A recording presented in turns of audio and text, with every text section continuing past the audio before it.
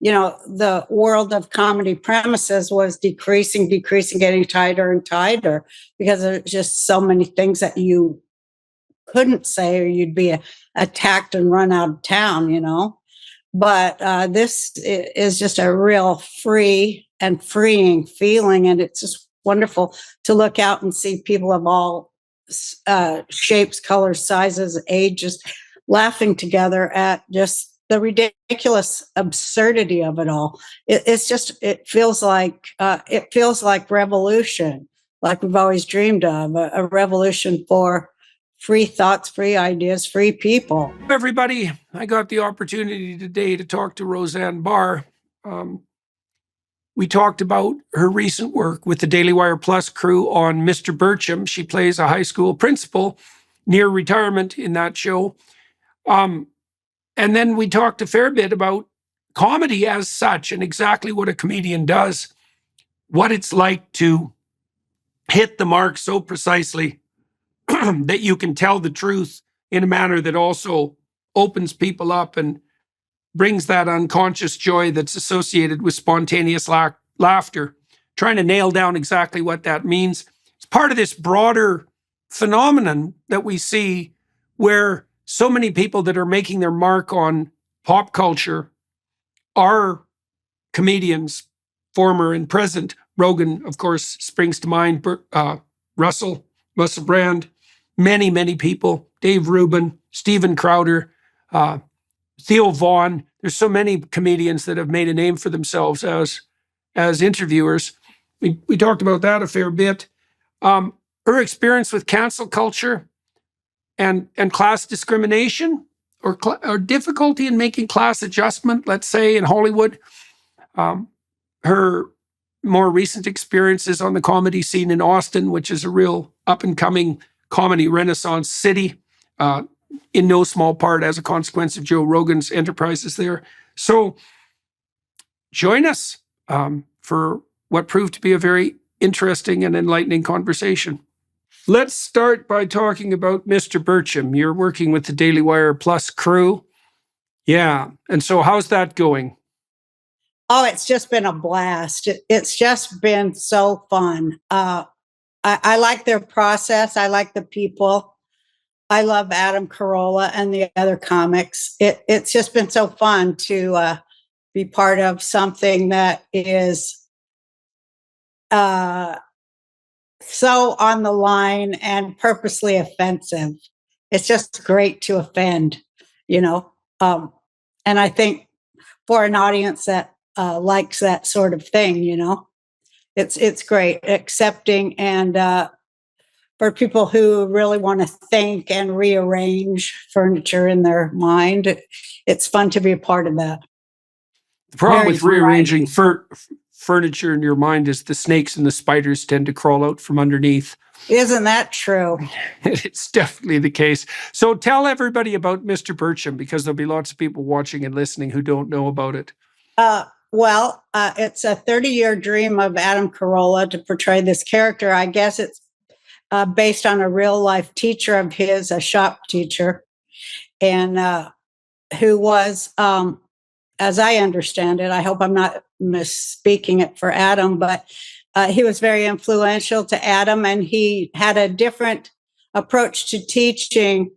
It was unconventional, and some people would probably right now people would be up in arms about the way he taught, but he not only taught but reached people and challenged them to do their best. So that's kind of what is so great about the cartoon, because it shows a teacher that cares in an unconventional way and actually moves students to think and do their best work. And and he's up against, like you and I and people who are thinkers, up against this huge force of collective. Evil? Yeah, evil. The collective, the collective. That's what I just call it now. That has, their fascist definitions of everything, where people must obey, must bow, must repeat, must parrot. And so in all of that, there's this one gifted teacher who wants to do it his way.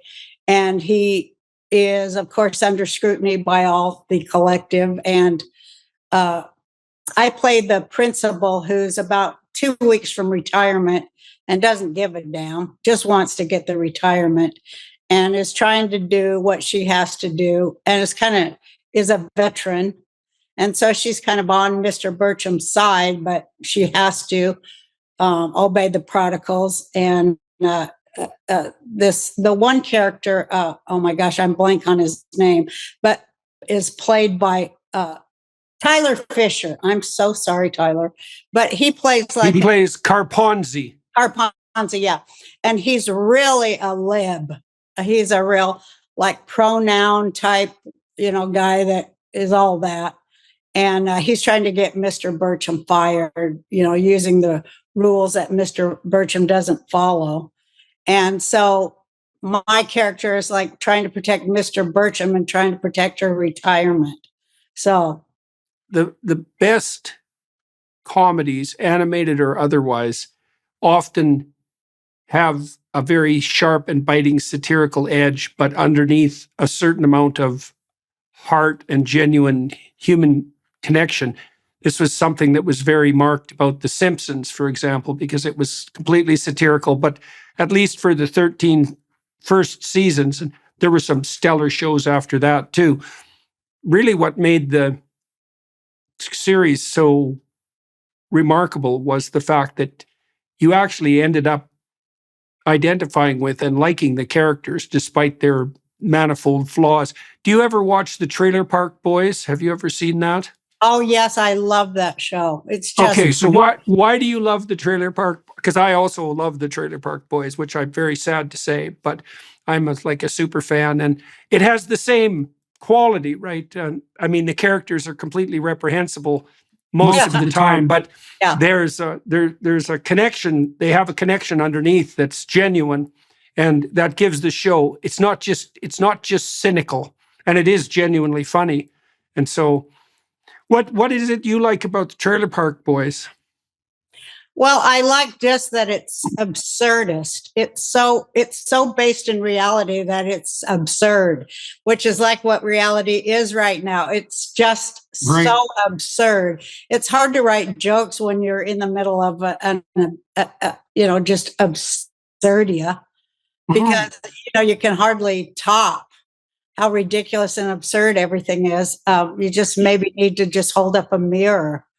And that's what I like about it, because I had so many people in my life who are just like the Trailer Park Boys. Maybe they don't. I think the Trailer Park Boys have a lot of insight that the people like that, they do have a lot of insight. But, I think that it speaks greatly to class consciousness, which is what fascinates me more than anything else about, American culture. And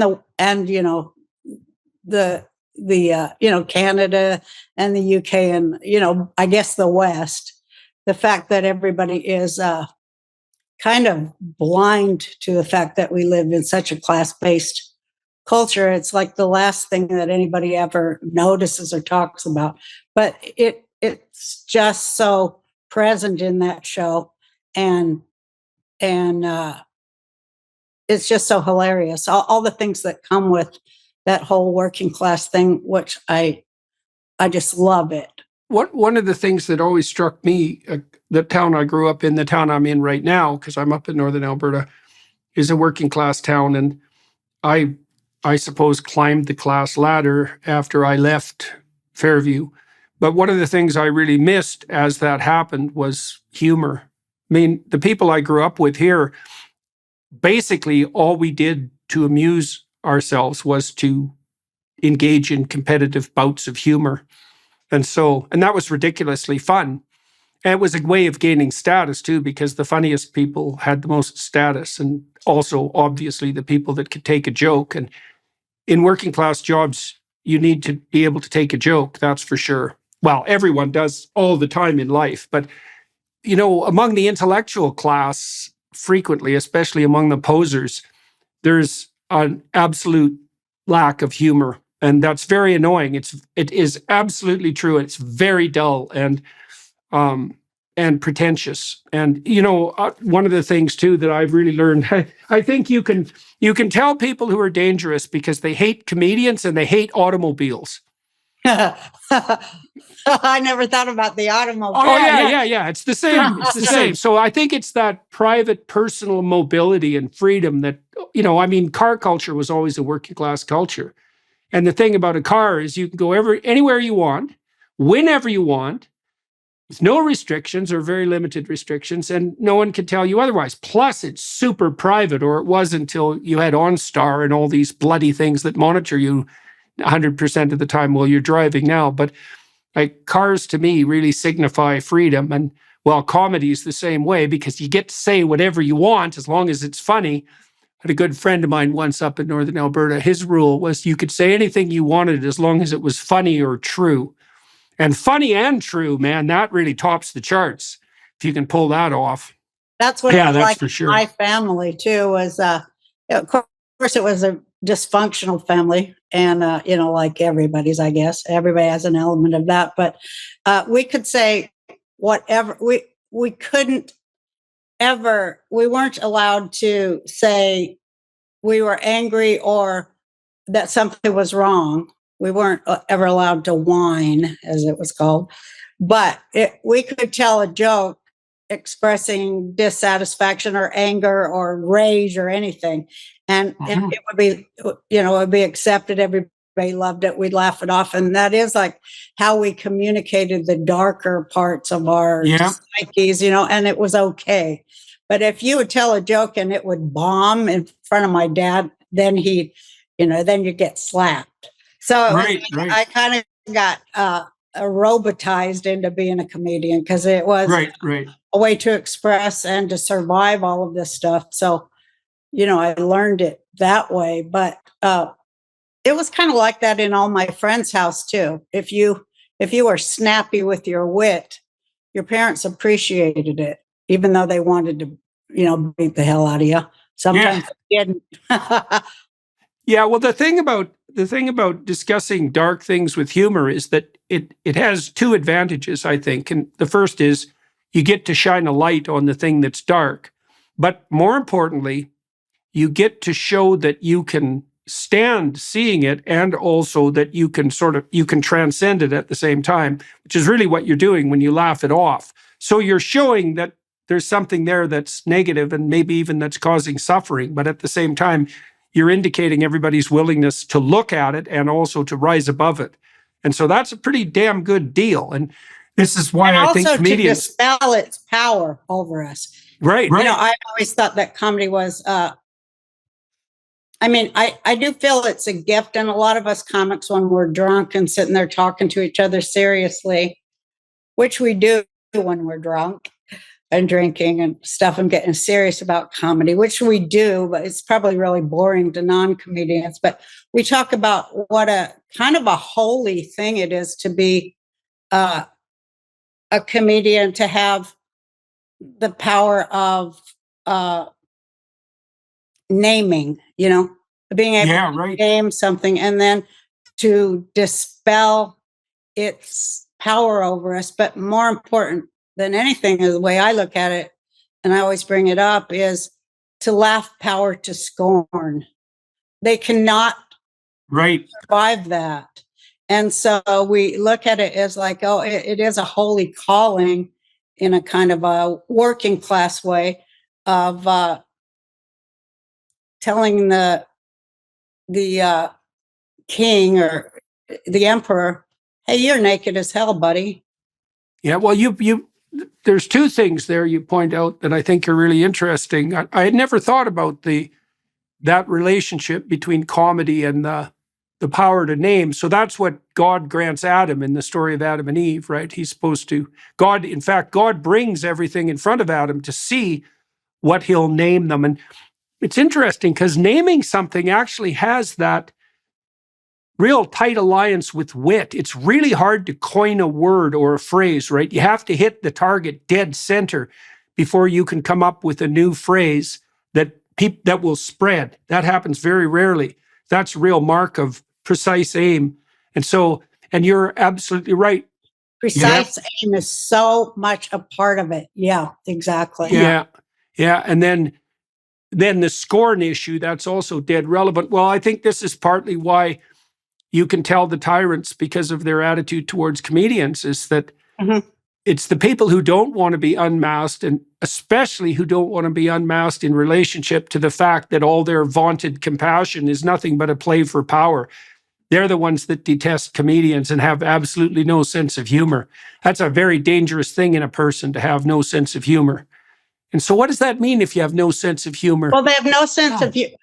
Watching comedy, I've always been a comedy fan, and so was my father. He wanted to be a comic too, and I think he made me one. But the content of the humor they like, because everybody laughs at something eventually, but the content and politics of the humor they like is something that I've studied as a comic for a long time.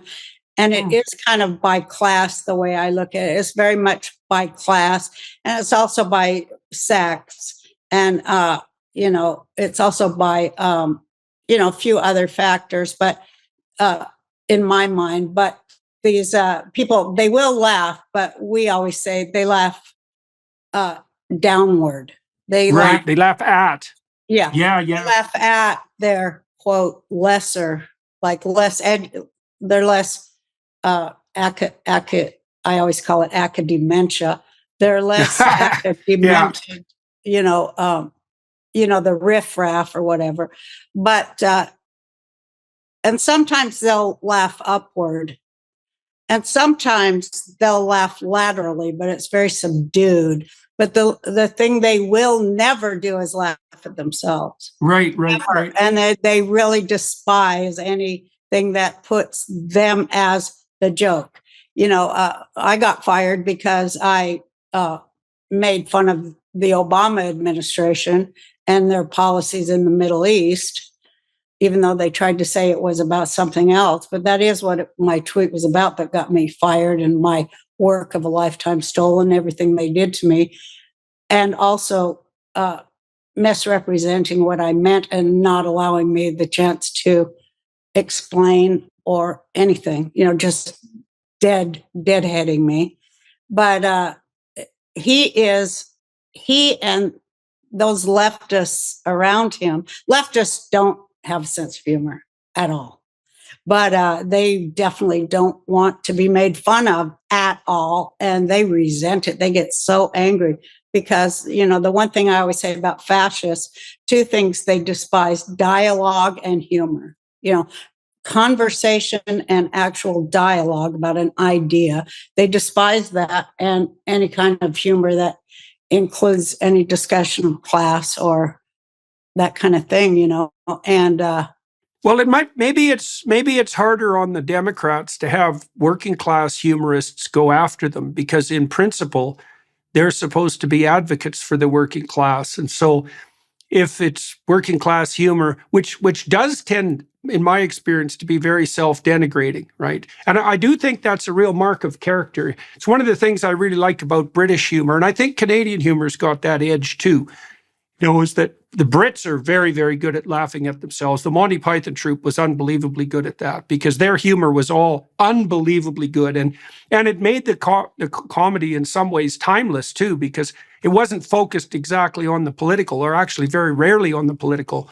And so it's very strange to see that some of the jokes from the 1970s, many of the skits that the Monty Python troupe pulled off in the 1970s are still funny as hell. And still, I talked to John Cleese at one point, and he told me they were planning to do a Broadway revitalization of the life of Brian, and they wanted to cut out you remember there's one section with the little cabal of left-wing radicals that the movie centers around. One of them, I can't remember the comedian, decides that he's a woman about halfway through the movie. And which is it's very it's very funny. It's ridiculously funny. And so they obviously, in some spectacular way foreshadowed all this trans nonsense that's been coming down the pipeline. But they were very resistant. The people who were going to produce it were very resistant to continuing to include that in the Broadway revival. I don't know if that ever did get sorted out, because Cleese was not happy about it. But that's also a testament to their satirical brilliance to have managed something, it's 40 years ago now, that still hits the target, viciously enough to be of concern to the woke dimwits today. I mean, and it's so interesting because in the movie, In the Life of Brian, the desire of this character to be a woman is actually treated with a fair bit of, is it dignity? Well, it is. It's satirical dignity. So there's nothing about it that would offend anyone who had the least iota of sense. Quite the contrary. It's very, very hilarious. But it is a good example of that inability to laugh. I haven't seen it for so long. It's definite. I watched it recently again. I think after I talked to Cleese, I was curious about it, maybe before, because I wanted to, pop it back up in my mind. But it's aged very well. I would say it's probably more relevant today than it was when they released it. That's fantastic. Yeah. Well, because it's such a comedy does that. Yeah. Well, it zeroes in so tightly on radical leftist nonsense. And, that was a problem in the 70s, but it was nowhere near as much of a problem in the 70s as it is now. So we're in uncharted territory. We are. I think they have it all nailed down. So it's just so great down here in Austin, which is a blue city. And, I was nervous to come down here. My daughter and son were with me, and a friend, we went to the comedy club, and, I'd had a few drinks and I was pretty loose. My friends were there, and one of them wanted me to come on stage, and my daughter, my daughters are liberal. And oh my God. So she goes, Mama, don't go on. It's a blue city. They're going to hate you. And I went, I'm going on. I just was brave enough, whatever. I was in the mood because my friends were there. Well, so I go on, and it was just fantastic. That I think a lot of it's because it's Austin, because it's a different kind of a blue city, but, and they're young, but they loved it. I was shocked. My daughter was shocked. And it got me to move here, because a smart comedy audience is never woke. They're not woke, and they want to be challenged. They want to laugh at ridiculousness, and they want to laugh at themselves, and they want to hold their beliefs and their ideas up to the light and examine it. They're not cowed into silence like so many of the blue thing, just cowed into silence, because it is so huge. How are you going to fight it? It's so huge. It's everywhere. It's a monolith. And, they want to dictate everything we think, do, and say. And they think they're justified to do it. And they have no idea that they're fascists. They have no idea. I've found on my tours that the most enthusiastic audiences are in the most liberal cities. That's what it was. I was shocked. Yeah. Well, I also think, you said that people are censoring themselves and they don't even know it. Hey? And so like say, when I've gone to Portland's a good example, because I have very enthusiastic crowds in Portland and large crowds. And that's been the case for all the left-wing cities that I visited, even Berlin. We did a show in Berlin that was in the middle of the communist district. The Berliners regarded that as a provocation, the real lefties. Well, I didn't bloody well know that the theater was in the middle of a communist district. Essentially, I probably wouldn't have rented it if I would have known that. I'm amazed they rented it to me. We had a fair number of protesters, but the response was very enthusiastic. And it's a large part of it is just, it's relief on people's part. They don't even know that they're under this weight of continual lying, having to censor. They think no, and so then they go somewhere where that isn't happening, and it's like, oh, freedom, and so that's a relief, and that puts everybody in, well, the sort of mood that you're in when you're around people that you can actually talk to, and think with. Well, it's great down here at Joe's Comedy Club because it's dedicated to freedom of speech and, for comics so that we can do our best work. Yeah. And that feeling of freedom is why comics from all over the country are moving here to Austin to be able to work. Yeah. And it's just great because it feels like a comedy renaissance, Exactly. We can't we can't challenge ourselves more. And had been such a long time where, the world of comedy premises was decreasing, getting tighter and tighter because there's just so many things that you couldn't say or you'd be attacked and run out of town. But this is just a real free and freeing feeling. And it's just wonderful to look out and see people of all shapes, colors, sizes, ages, laughing together at just the ridiculous absurdity of it all. It feels like revolution, like we've always dreamed of, a revolution for free thoughts, free ideas, free people. It's just wonderful. When I go on stage there, I always thank Joe for, creating the place for comics to have free speech. And then I say, my goal is to get 86 the hell out of here, to go so far, because, comics, we like to get in trouble. Well, the thing is, the funniest things you can possibly say are right on the ragged edge of disaster, right? You want to push it right. Yeah, absolutely. You want to push it right to the point of no return. And if you can dangle there, that's hilarious. You want people to be thinking, I can't bloody well believe she said that. And it was so perfect, right? Now, if you go too far, well, then it's trashy or genuinely offensive or cheap. But it's a very, very, very delicate line to walk. I always get the crazy thing. She's crazy. Well, I've said for my whole career, that I have mental health issues. So it is kind of funny that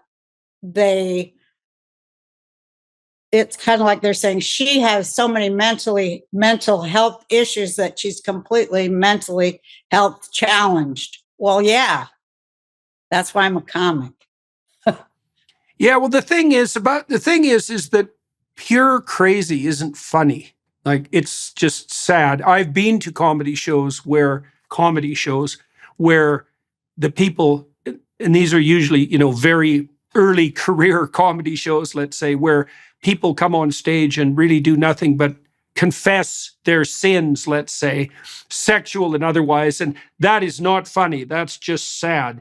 And so I don't think anything that's funny is ever reflective of mental illness. I don't think those two things go together at all. I mean, you can say crazy things. No, if it's funny, it's sane, and it doesn't really matter.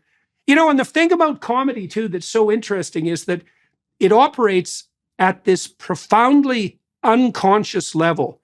One of the things I noticed about having little kids is that even before they could speak, they had really good senses of humor that was associated with play. And so comedy humor is so deep that it's there before words. So that's really something. And then everyone laughs in an audience before they think, right? If you have to, so that's what makes comedy reflective of you. Well, you said it was holy in some sense, and it is, because you're talking directly to someone before their filters are up. And if you laugh, the laugh catches you. It's not something you do, it's something that happens to you. And so that can't, if it's faked or forced, you can tell because the laughter isn't genuine. It's also not any fun. It's so interesting. It's such a mystery. I've never been able to figure out how it is that something as sophisticated as a sense of humor can develop, say, before even language. And it's definitely something that bonds people together, right? Because one of the ways that you bond with your little kids is with jokes and games, and even peekaboo is a joke. It's right. I'm gone. I'm here. Babies will laugh like mad about that. They laugh with repetition that's disrupted in a surprising way. It's very, very interesting. And well, one of the great joys, I have 10 grandkids. So one of the great joys is, trying to see how young you can get them to laugh. I mean, I just love to see where is it where they find the funny. I love to watch where is someone finding the funny. And yeah, no kidding. It seems like universal that you find it in the, reflexive body issues like farting and stuff like that, or belching. Kids love that. I'm a huge star to my grandkids in the comedy department for all that kind of thing. But, and well, it was something I really enjoyed about having little kids, because I kept that sort of tradition that I grew up in of competitive comedy alive in the house. And so that's so I was always, it was so fun. And my kids both have great senses of humor. Like, I don't think my daughter, Michaela, I don't think she ever says anything that isn't a joke.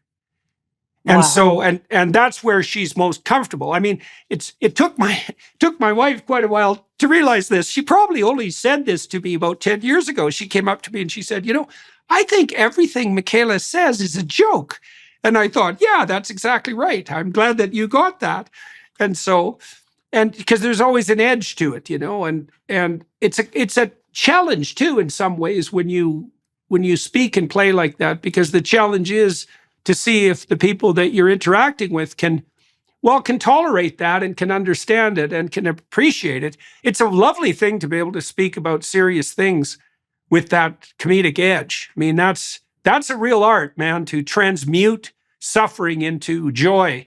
That's for sure. I said that last night. It's so funny. They wanted me to come down because they were having an open mic night, and they had a young woman, and it has a disease. I can't remember the name, but she's in a wheelchair doing comedy. It's like a MS kind of a disease. Yeah. And she's a beautiful girl, young student. And she did just a great set. She did just a few minutes, but I'm kind of like the comedy grandma, and they all roast the people, but I don't want to do that, because I said, I'm too famous and rich and good looking to do that, so I have to do the grandma thing. Plus, I love to mentor the young ones.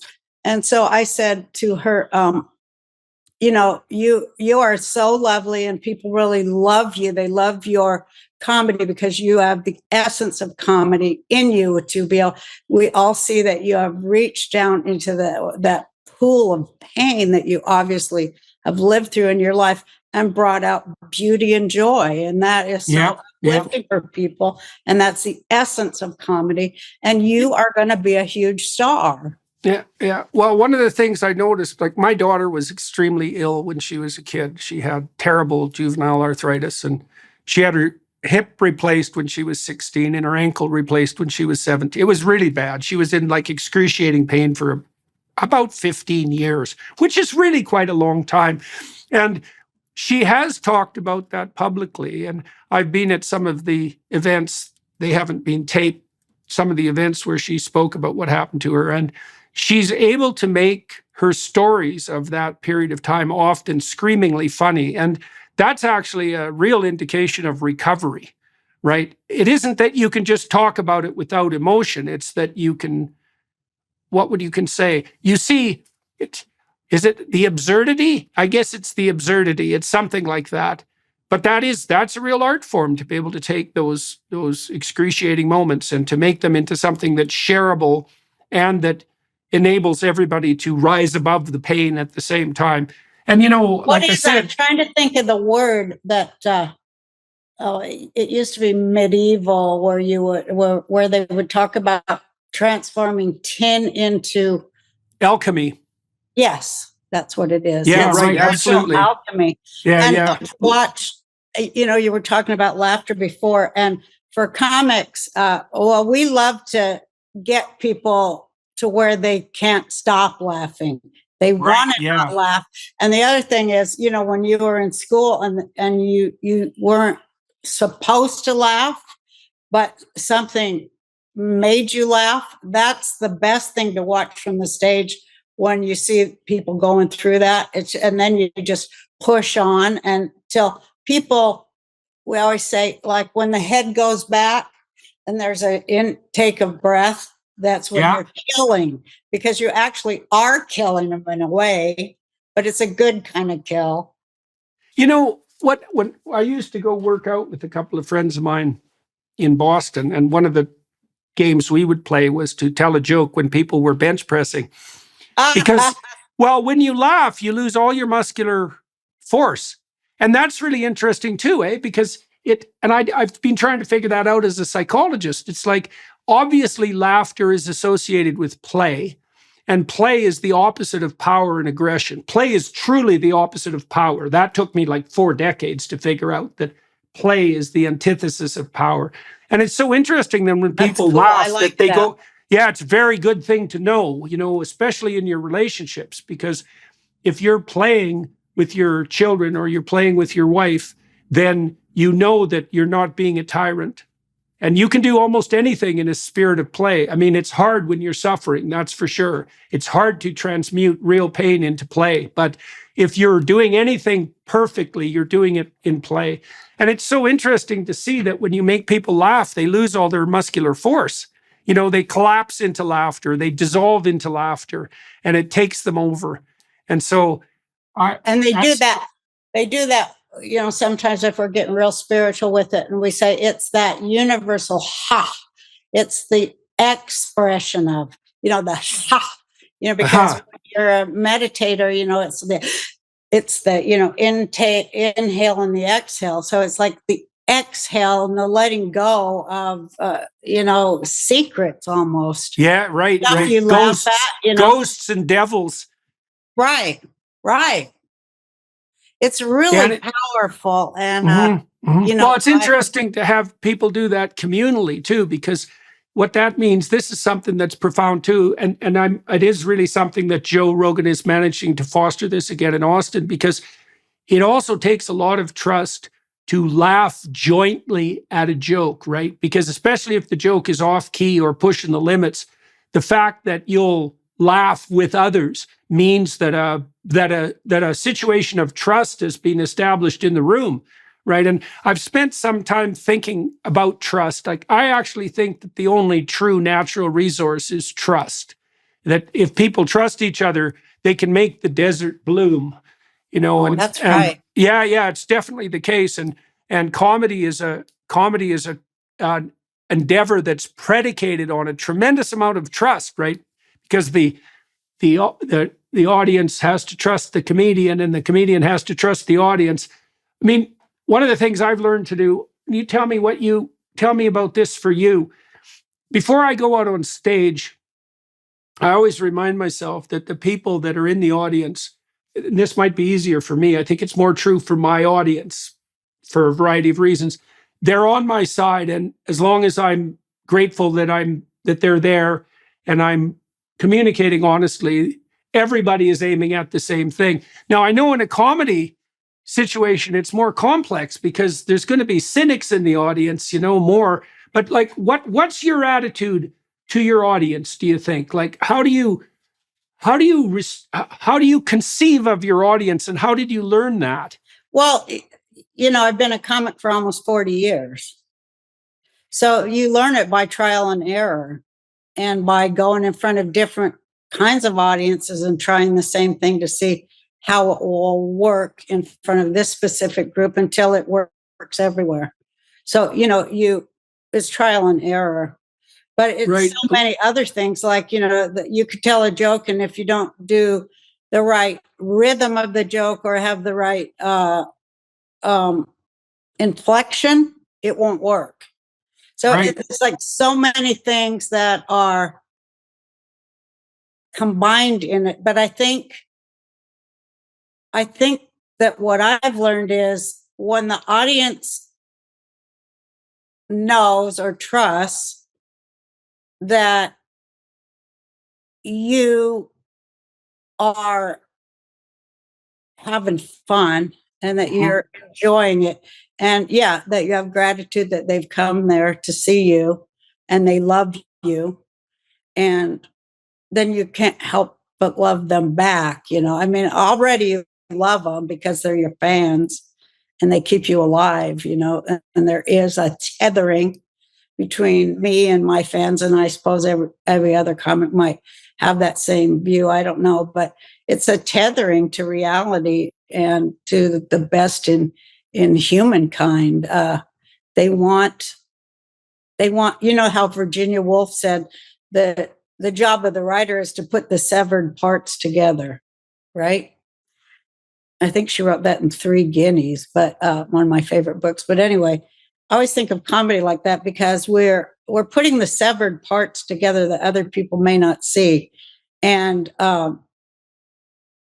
that's mostly what we do. Things that seem disparate ideas, but then when you really look at them under a microscope, they're very connected, and people are like, "Oh yeah." So, right. That's an insight. Yeah. That drawing of connection. Yeah. And once you do that, and they appreciate that it's well thought.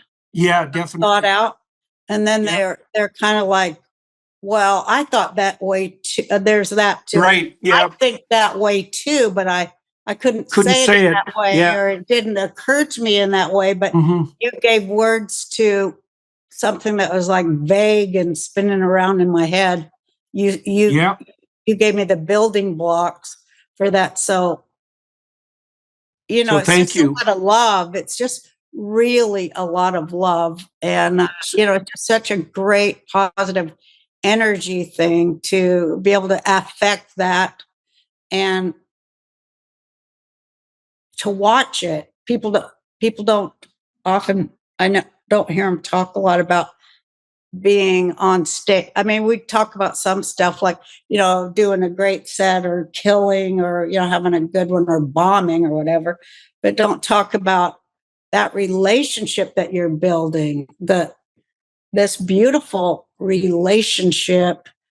It is so spiritual to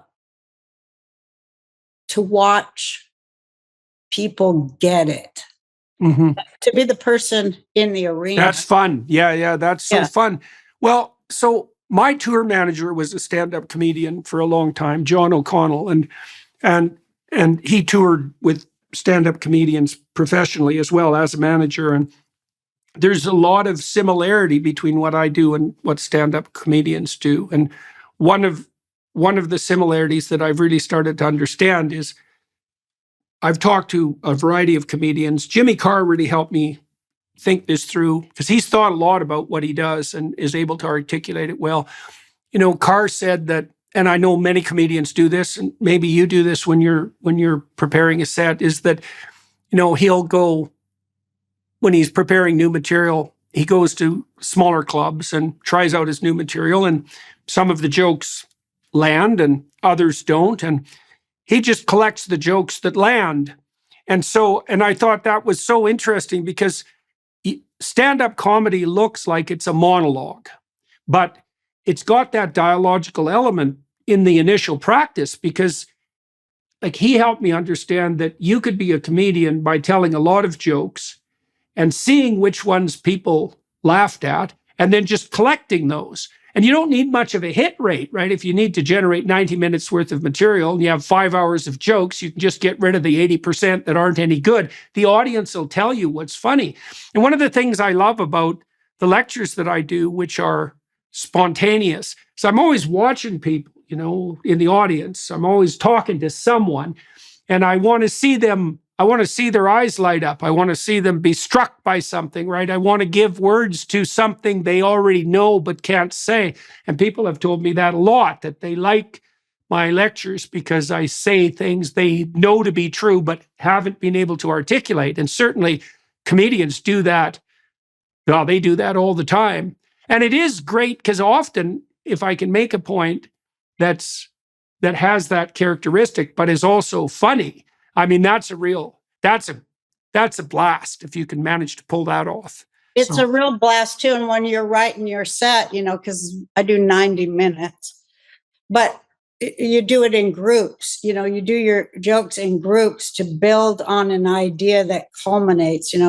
It's like little groups are probably 5 to 7 minutes, and you start at one premise with a joke, and then the next joke is that kind of built on that previous premise, and it goes a little bit deeper, and then the next goes deeper, and then by the fifth part of the bit, you've blown up the whole premise and showed that it was bullshit all along. That's what I like to do. And it's like turn everything on its head from its head. I can't really explain it, but that's my favorite part, because it's like, oh, we thought she was going to go left, but she went right. I mean, I'm not talking politically. Yeah. We thought she was going here, but the whole time she was taking us here. I love that misdirection stuff, because that gets the biggest laughs, because they thought they were getting set up for something completely different. I like to remove their expectations where they go, oh yeah, I've heard this before. Just come in and go. And I think, by virtue of the fact that I've always been one of few women in comedy, that's been a plus for me. You mentioned earlier that you have thought through comedy from the perspective, I think you said age and sex. What else? So talk a little bit more about being a female in the comedy industry, because most comedians are men. Like, my experience has been that truly comical stand-up comedian females are very rare. Yeah, so it's too hard. It's so hard. But one thing I found out, probably because I have 5 kids, I that's one of my good jokes. I say, I have 5 children. I used to be kind of pro-life. That's a good joke. Yeah, that's a good joke. But my friends are all comics. But all these guys, I always ask people, because I'm nosy. I'm nosy old Jewish woman. And so I'll ask, and they always have the funny mom. So much part of it. So that's interesting. You know what? My mother just died. She died this week. And one of the great memories I have of my mother is, and this is something I always knew about her, is I could always make her laugh. And so that was a big basis of our relationship. I could always make Mom laugh by teasing her. In fact, I think the last thing I said to her when she was in the hospital, I was giving her hell about being in the hospital because my father was ill, and so we were worried about him. And then she ended up in the hospital, and I gave her a rough time, and that made her laugh. And so that's interesting. And I haven't heard anyone say that relationship of comedy with the mother is so particularly important, but that was definitely the case in my household. It was my mom that I could really make laugh. I wonder why that is exactly. It's obviously a form of play, but I wonder why it would be sex linked like that. Well, I want to hear more about your experiences as a female comedian. It's hard life on the road, eh? So that's part of the barriers. Well, I didn't go on the road too much until I was older.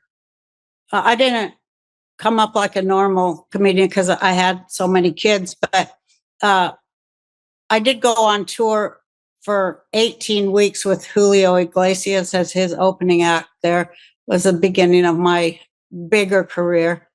And that was so difficult. Oh my God, it was so hard to live through that. But when I started comedy, it was 1980, and they didn't like women. They didn't, nobody liked women too much then.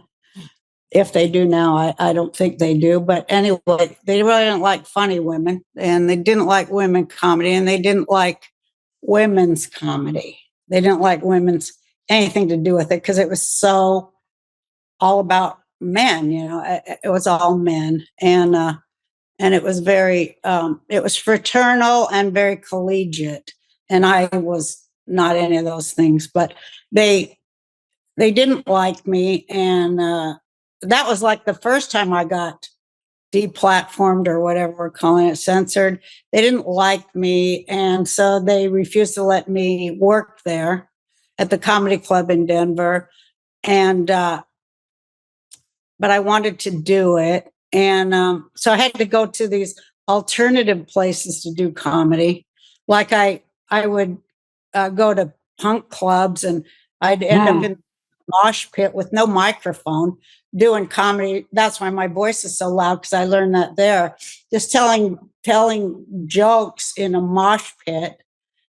I mean, I can't believe it sometimes, but I mean, I learned so much. I'd go to biker bars. I'd go to jazz clubs. I'd go to Unitarian church, lesbian lunches, and you know, to 20 people, and you know, small groups, and it made me way better. It made me fearless. It made me, I bet, more determined. It made me better because it made me fearless, and you know, fighting to keep my head above water until finally some men comics from LA came, and they saw me, and they went to the club that had censored me and said, "You really should let that girl," that's what they called me, you should let that girl on. She's really funny. And they pressured the club to let me back in. And so they did, because I had these really strong male comics who were well known, who were traveling through Colorado, through Denver, advocate for me. So had I not had that, I don't know what would have happened, but they kind of treated me like a nice sister. You know, they were very brotherly to me. And once that happened, I kind of took off. And that was only a matter of about 4 years. Then I went to Hollywood, and I had one of those overnight things that happened. I was there one night, and I got all these breaks and ended up on the Tonight Show. And my first time on the Tonight Show, Julio Iglesias was a guest and picked me to go on tour with him, and I got my TV show from that. So it was really a matter of one night. So why did Iglesias decide that a comedy show was a good way to open his Well, concerts? everybody had a comic opening for him back then. And, you know, I was doing housewife jokes, and his fans were, you know, women. And he thought it would be a good idea. And it was a blast. Oh my gosh, it was so fun. I had not ever really been in front of big crowds before, because I had just been in Denver, but like to play the Astrodome in front of 50,000 people as just, you know, a stand-up comic, it's just, it was overwhelming and fantastic to stand there on stage in front of that many people and hear the laughter coming down off the walls like it's raining down from heaven. It was just wonderful. And we did that all through the United States. And so that made me more efficient as a comic, you know, and more excited and more efficient. What do you mean? What do you mean by more efficient? To be able to, as Mitzi Shore called it, who's the mother of all of us stand-up comics, really, from the Comedy Store in LA, she would always say, your job is to deliver the mail. You were up there for 2 minutes and you didn't deliver the mail. You're fumpering and humpering and you weren't delivering the mail. She always say that, you know. And so the efficiency of setup, punchline, next, you know, just the efficient rhythm of no fat, no long premise with extra words, to edit, to go. And, you know, I had famous comic friends who they befriended and mentored me. Like, you know, I met Rodney Dangerfield, and he chose me to play his wife. He never had done that before. Oh, yeah. And, you know, Bob Hope even, and Phyllis Diller, and Dick Gregory, Richard Pryor, all these people I could name that I love so much would sit around and speak with me about comedy. And they taught me about removing the fat. Even an extra word is making you less efficient, because you want to say the least amount of words and the perfect amount of rhythm with the right inflection and expression. And, you know, that's a lot of stuff. For sure. That's a lot of editing. Plates. It's like that guy Yeah, with right. plates spinning in the air. And then boom, you got to come in at the right time. Because they might be laughing really hard for a long time, and that screws up your punchline. And so you kind of get mad, like, shut up, I'm trying to deliver the punchline, and you're laughing. But then you go, hey, they're supposed to, that's what you're here for. Just, you know, you're going to have to chill. So you have to figure out, how am I going to navigate this to get the best punchline? Because I know it's a good punchline and I want a huge laugh. I don't just, you know, because I monitor the laughs, we all do, like, oh, I'm only getting a 6 when it should have been an 8.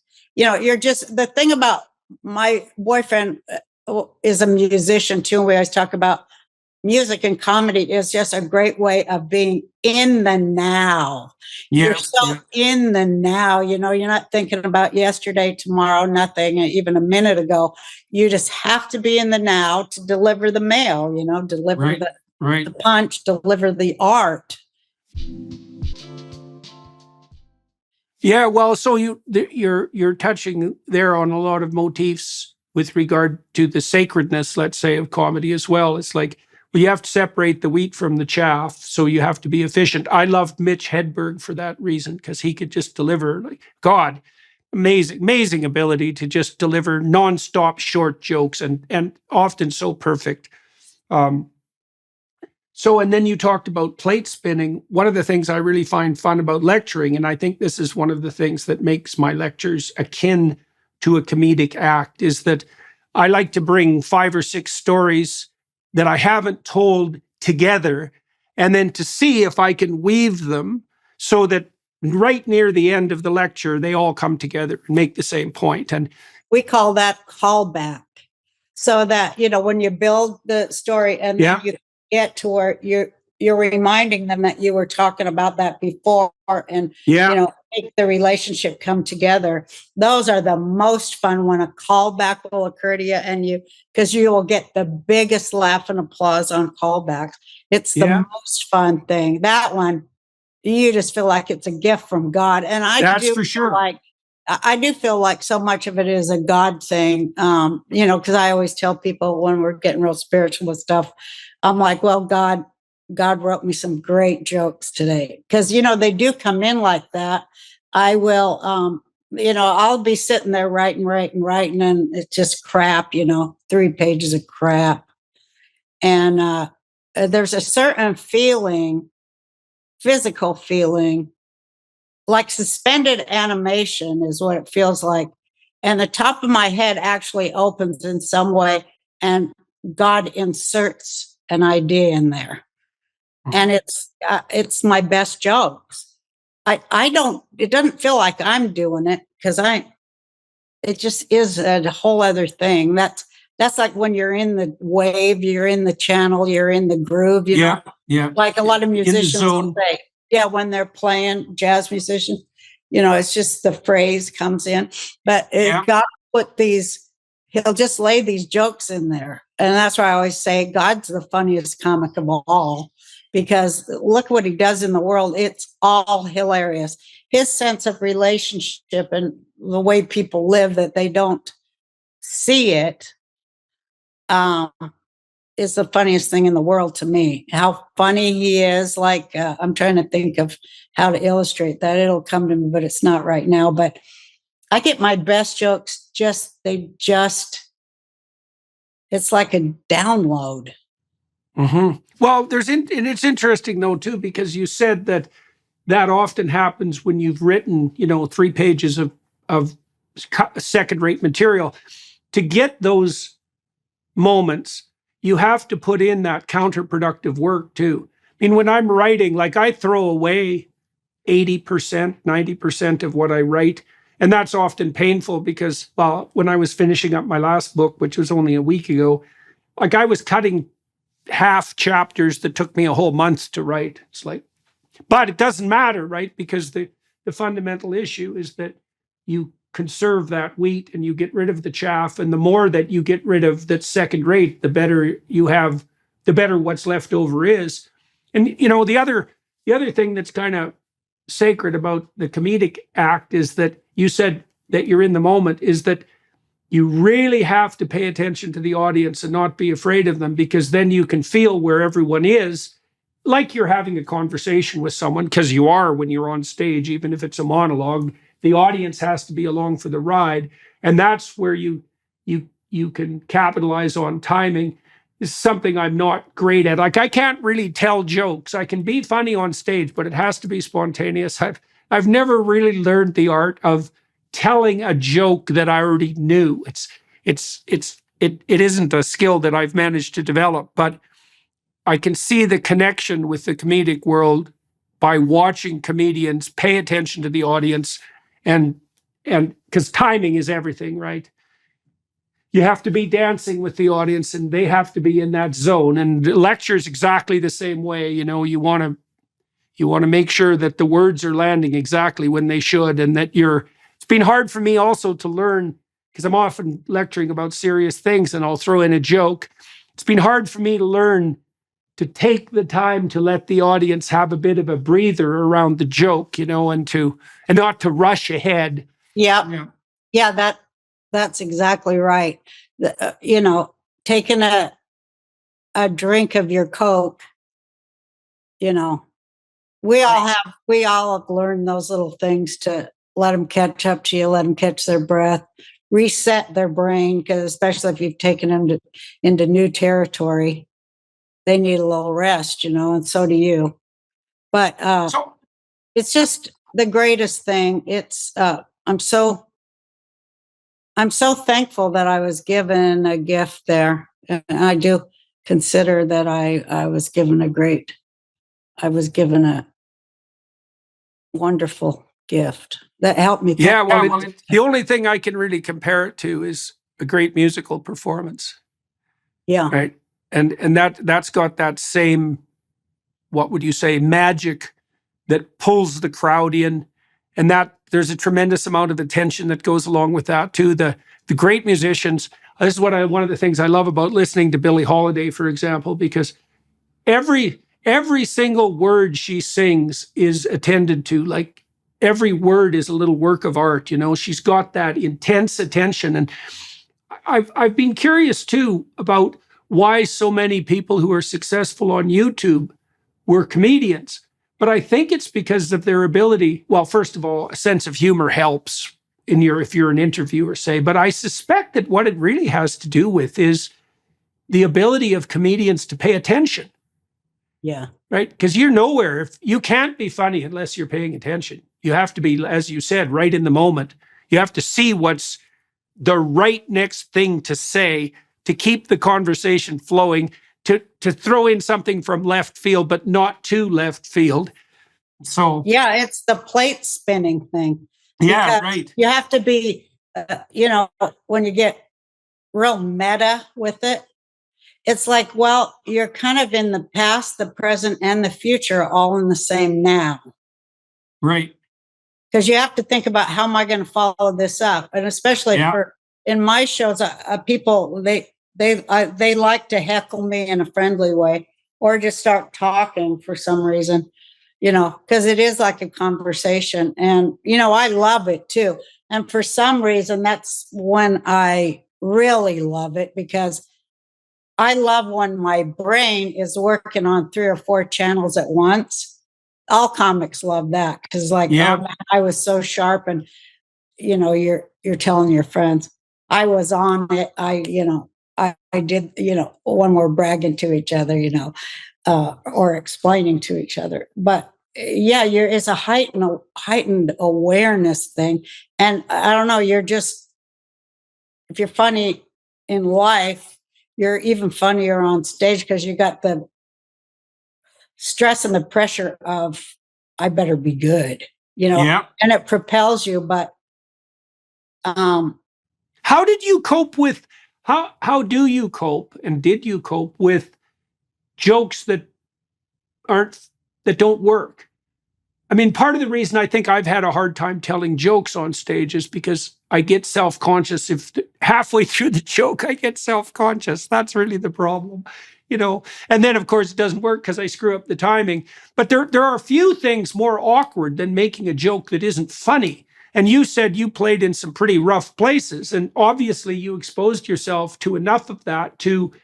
But I'm curious about why you were able to tolerate that to begin with, because it's actually pretty painful to tell a joke that doesn't work, especially if you know it's funny and you just screwed it up. So what do you think it was that impelled you to get through those bouts of self-consciousness that, paralyze most people to the point where they won't, people are terrified of public speaking, much less doing stand-up comedy.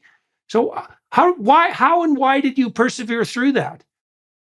Yeah, I wonder that myself sometimes, but it was because it was such a. I think it's because it was such a self. It was such a survival mechanism in my family and my childhood, Mm-hmm. And it was a self-defense mechanism for me to survive a lot of crazy and painful things. That it in a way, I'm friends with Mike Tyson, and it's a lot like boxing. We always compared when we talked about it. It's so much jousting. It's mental jousting to be on stage and to stay in control of one woman with no props, with no orchestra. Yeah. With no video, just stay in control of a 5,000 seat room just with your voice, because it's a lot of mental jousting. And well, they're not going to defeat me, not after what I went through as a kid. I'm not going to let them defeat me because I can't be defeated. Right. So that's an attitude of challenge rather than fear. Yeah, it's like, no, they're not. It's like I always feel somehow it's a God thing to me, and it's like the devil ain't getting me. I'll take the devil down. That's why I'm on stage, and he isn't going to get me. And so that's what I do. And when I screw up, then I just feel bad and embarrassed, but I go home and I go, I'm going to make it better. I never feel defeated. I don't allow myself to feel defeated, because comedy is a living thing and you can always get better. Nobody can stop you from getting better. You can always. Right. And I'm not going to let them stop me. I'm going to just keep getting better no matter what they tried to do to stop me. They're not going to. Till I have my last breath, I'm going to be saying, fuck you, because that's how I feel, they're not going to stop me unless they gag me. I mean, there's things they can do to me, I guess. They've done enough, but I respect and I respect and believe in and live for the truth, and comedy is truth. And you're trying to tell the truth to people to make the world better. You're not trying to make light of people's suffering. You're trying to get at power and bring it down and make it human. So it feels like I guess I feel like a warrior, a word warrior. And, for me, it's also like for all the people who were told to shut up, they're there with me too. I see it. So I see it so deeply like that, because, geez, it is like that, Yeah, well, it is. Well, I think that's especially the case if you're a comedian who's popular among the working class, because working class people, the sensible ones, and I think most working class people over about 40 are pretty damn sensible. That doesn't necessarily mean they're particularly articulate. And people can be wise without being articulate. And then if you're a working class comedian, then you have as you pointed out, you have the opportunity and the privilege of articulating that. And that is a big deal. And it is something that's going to make people love you, because people like to have the words at hand to say what they know to be true. And it is a very peculiar thing too, isn't it? I love the idea on my show. I've probably written 120,000 jokes. Wow. And part of the joy of it is when I was on my TV show was I would think, oh, here's something that's some fat lady or some fat guy is going to say at the water fountain at work. Right, right. So it's like arming people who may have suffered or felt marginalized. Here's a little bit of something for you, because when I'd watched comedians as a kid with my dad on Ed Sullivan and hear Richard Pryor people, man, I felt like I was being gifted, especially Pryor. But, all of them really. But I loved Richard Pryor. He is my idol and became a friend, which was a wonderful part of being a comic. But, I got what he was doing as just a little tiny girl. I saw the implication of everything he was doing. I knew that he had gone, I knew that he was inside a stereotype, kicking down the walls from the inside. I knew that. And I said, I can do that. I can do that. My friend, Michael Malice, I don't know if you know who he is. Oh yeah. Yeah. I know Michael. Michael's very funny. He's very funny. And he told me, he goes, God with you, it's pathological.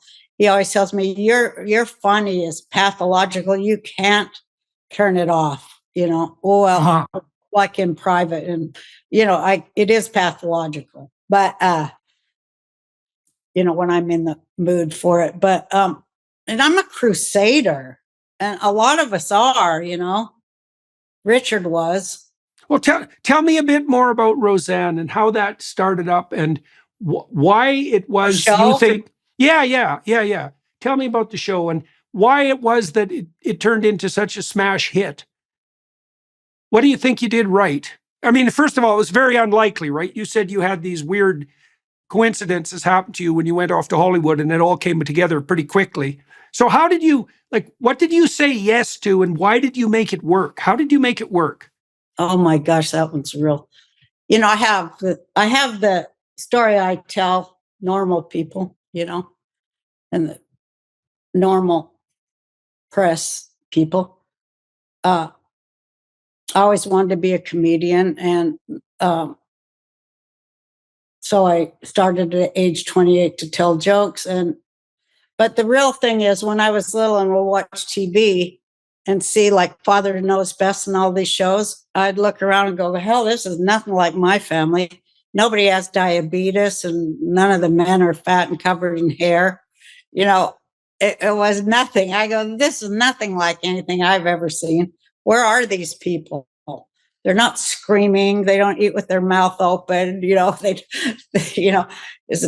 And I had it in my head since a young age, boy, I want to get on TV and have my show.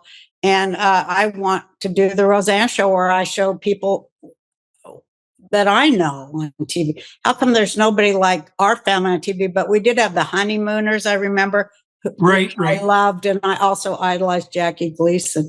And I loved the Honeymooners so much because that was a real working class miracle, that show. Still, that one stood up over time, over a century. It's still brilliant.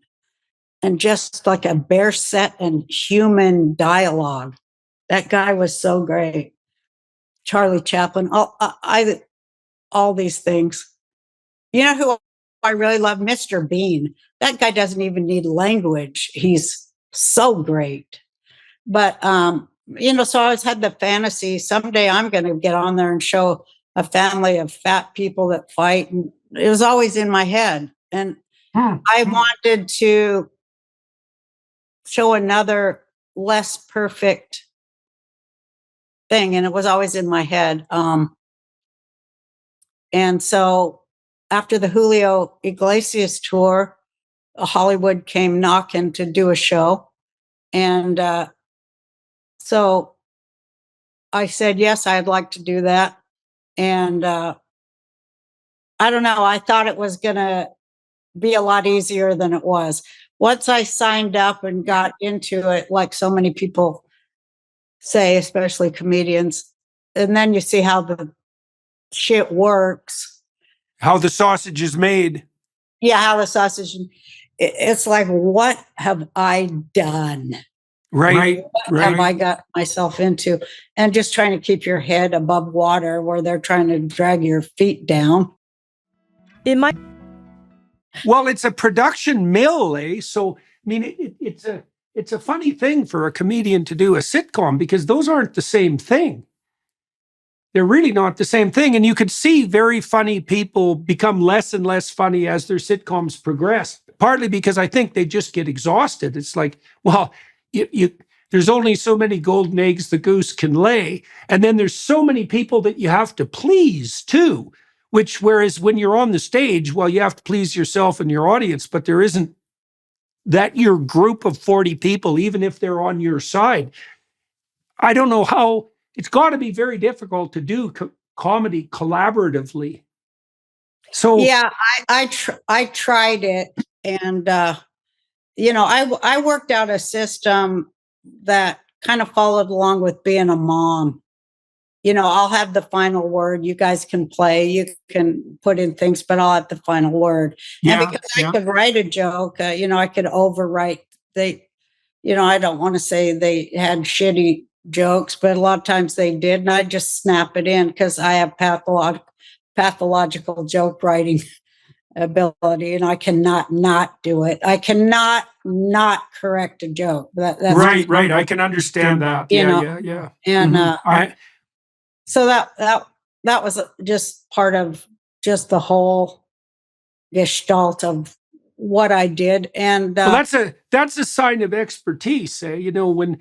When great chess, there's as many chess possibilities in a single chess game as there are atoms in the observable universe. And so it's so there's a lot, but an expert chess player can look at a board and know what to do. Like it's a gestalt. And that expertise you're talking about with regards to jokes, that really is the sign of being an expert. You see the patterns, and if you see them, it's like seeing an obstacle in front of your path or something like that. You can't not see it. And you said you wrote 120,000 jokes. How many of them do you think were funny? What percentage do you think were funny? Like truly funny? All. I'm talking about on my show and the jokes I've told over the years. Oh. I probably have like 6 hours of jokes that I've told as a stand-up comic. And then the show, what was it, 3 or 4, 10 years of 20 to 30 episodes a year. It's a lot of jokes. That's for sure. And they didn't get on the show unless they were funny, How many jokes do you think you wrote that didn't make the cut? Because I'm trying to get at how much work you had to do to get that expertise. Right. Like 10,000 that sucked. But I keep tinkering on them. And sometimes just putting the word "and" in there would make them work. Like I said, there's so many levels of it. Sometimes just moving words around or saying it with a different inflection would make it work. So it's just like a tinkering, a craft. It is a craft, to craft those ideas into a sellable joke that you can deliver. There's so much to it. I mean, I can't even, it'd probably be a real bore to sit and talk about that with people who weren't really. Well, it's interesting to try to figure out why really pointed communication works. I mean, there isn't any more pointed communication than jokes. Absolutely, man. You got to be right on the money. And so it's definitely worth some analysis because it's hard to get it right, and it's so perfect when it is right. Just think, one of the things that we've been dancing around here is the notion that the truth stated most perfectly is comedic. And isn't that amazing that what you get with the right kind of truth at the right moment is like a burst of pleasure, a release of tension. That's so amazing. And you got to kind of wonder, as a consequence of that, just how far you could push that. We talked about the fact that if you do things right, there's an intense play in that. And I truly believe that if you were the master of the moment, you'd be playing all the time. That's a hell of a... Yeah, right. That's a good thing to aim for. My wife and I have been practicing that very hard. She had a bout of both of us. We had bouts of near fatal illnesses a couple of years ago. We had a pretty good relationship before that, but it's better now because I think we both take less for granted. Maybe that's part of it. It put a new seriousness into our relationship, but we're trying to bring that spirit of play to every moment. And man, if you make that a game, an aim and a game, then, well, you get better at it. And there isn't anything that's more fun than that. Now I was just thinking when I ran for president in 2012 on the Peace and Freedom Party, which my idol Dick Gregory also ran on that party as a presidential candidate in the 60s. And they say had votes really been tabulated correctly, he might have actually won. But, considering the fact that he wasn't on every state ballot, but that always intrigued me. So I wanted to do the same. And because we agreed on so many things, it's deep political thought goes into comedy too. But when I ran my speech, I said, I'm the only serious comedian in the race. Yeah, right. Because these other guys are just jokers. But I'm a serious comedian. And so, I did it in a humorous way, but, I said, they just go for the laugh, because that's a lot of comics too, just going for a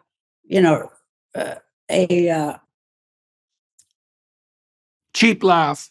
A cheap laugh, yeah. I guess the cheap laugh is one that's not connected to anything else, eh? Because you pointed out that in a good comedy set, you're weaving things together, and the more complex humor is going to have a story associated with it. There's going to be interweaving across the set. I mean, some comics do more of that than others, but like Dave Chappelle does that brilliantly. Yeah, right. Yeah. He's a really good example of that. He's a real storyteller. Bill Cosby was really good at that too. I know it's illegal to say his name, but God, he was funny. Another idol. Well, I saw him in Edmonton in the mid 70s, I think, a long, long time ago. And, he came out on the stage with just a stool and a cigar. And he had people laughing so hard in the audience that they were literally hyperventilating. It was amazing things to watch. And he was a real storyteller, right? It wasn't, there are comedians like Mitch Hedberg that are like, their stories are one joke long. And Jimmy Carr does that too. You can pull that off. But Cosby was a real storyteller. And it was an amazing thing to watch his mastery of the stage. Such a catastrophe when things blew up, when he blew things up around him. That was such a drag because on the surface, he had done so much good, and he was so funny. He was crazy. He was a crazy master of the stage. Well, it's like they say there's such a thin line between madness and talent. And he's the textbook example. Yeah. Well, his shadow got the best of him. Right. So many comics have the same, problems with, their outlets and how they don't have a lot of self-control there. But on stage, it's a master. Yeah.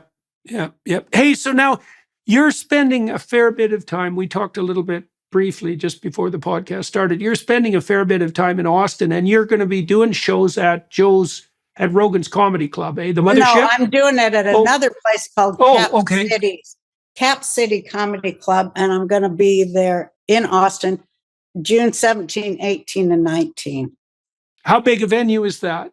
I think it's pretty small, maybe 300 seats, but it's a good place to work it, And you always try. It takes about a year to get a whole new hour. Right. So, and then you have to tool it, and so it's at the point to take it to an audience, and I'm kind of excited about it. I haven't done a 90-minute show in Austin yet, so I do look forward to it. Yeah, it's going to be a blast. Okay, now you did say that you had performed at Rogan's Comedy Club, though. Yeah, I have sets there, but we only do like 15, 20-minute sets. Oh, I see. So you're developing a whole, Uh-huh. And when was the last time you did that? Oh my gosh. I think, well, I guess it was about a year and a half Uh-huh. when I And, did. and so what, now you're working on Mr. Burcham. What, like, do you have what are your plans for your future? I mean, you've had Well, a I'm bumpy doing a ride with all the podcast, cancellations. Yeah. Yeah, I'm doing a podcast on I guess it's where everybody is doing podcasts, YouTube, Rumble, Apple, it's called the Roseanne Barr podcast, which I'm really getting into. I've done 49 of them now. Oh, yeah. And I'm just loving that, the conversations with intelligent people and fighting the good fight, trying to wake people up, trying to say the things that are like missing. I like to go to the places that are not really being talked about. And how are you picking your guests? I pick them by, well, mostly it's people who call and want to be on, because a lot of people are calling and wanting to be on, which is okay. flattering. And I'm like, yeah, I'd love to interview. I just had Tulsi Gabbard on, and that was a fantastic interview because she's a tough cookie. Yeah, we both are from Hawaii. I mean, I also live in Hawaii part of the year. And to be able to talk about Hawaii and how it creates a different kind of culture and a person with a different sort of point of view than the mainland, we got to talk about that and then talk about politics. Of course, I'm a huge Trump supporter. And so I like to talk about that and what that means. To me, it means populism and the awakening of populism, which I think that's the whole point of everything. What do you think of Trump as a comedian? I've got this book. I think he's funnier than hell. The guy I've got this book that someone put together and they gave me. It's a library edition, so it looks like a very professional hardcover, and it's called The Collected Poetry of Donald Trump. I have that and book. What you have that book? It's hilarious. It is hilarious. It's all his tweets. Fun. Oh, you have that book? That's so funny. Yeah, but I read through that and I thought, oh man, like he's definitely underappreciated as a comedian because like he's very pointed, like very, very pointed. But that's a hilarious collection. It's ridiculously funny. And I know that's part of the reason he connects with working class audiences, because he's got that vicious wit. Yeah. Oh, yeah. He's just hilarious and people love it.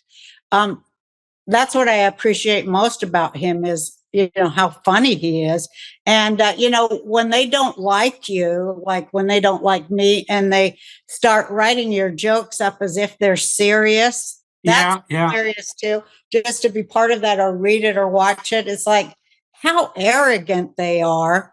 That'd be like, remember Henny Youngman's joke, "Take my wife, please." Remember? So that'd be like if the press would go, Henny Youngman is trying to traffic his wife. They write it as a joke, as if it's a serious thing, because they don't, like we. Well, that's also what get humor. Well, it's also one of the real dangers about being funny and telling jokes, because a really good joke taken out of context often looks very dark and bad, right? It has to be, because it's something that only works in the moment. You have to set it up properly. It's very context dependent. And so it's very easy for someone who wants to savage someone's reputation to take a joke out of context and to use it as a bludgeon. And so it's one of the... That's what happened to me. But, they had been trying to do that to me since I first walked into Hollywood, because I thought it was like, how dare she, who didn't go to Harvard, has no degree, how dare she reach people? Right. It was the class issue was always so hard when you asked me about Hollywood. It was always that.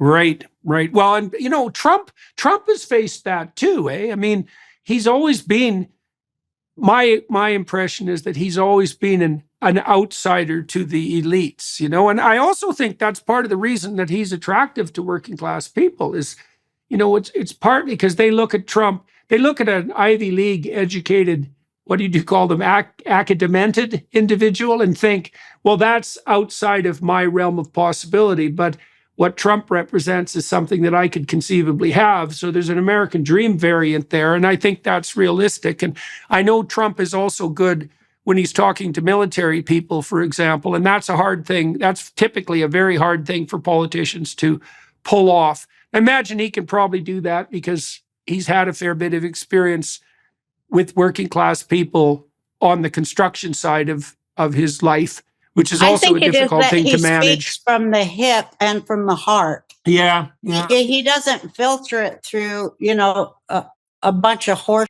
lies like they do. They don't mean anything they say, and everyone knows it. And everyone got used to, politicians, we don't believe anything. We just, we think we vote for the lesser of two evils. The guy's 2% less evil than the other guy, so we'll vote for him. We know they're all lying, they're all full of it.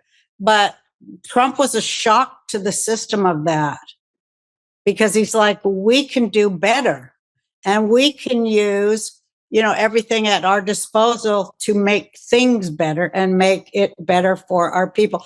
Nobody had ever heard anything like that since Kennedy. And it's a shock to that system of, that big boat they don't want rocked. And of course, I was so excited because I love rocking that boat, and it was very plain spoken. It wasn't in that academic, removed, insulated ivory tower voice that tells us what's good for us. It was like, you know what?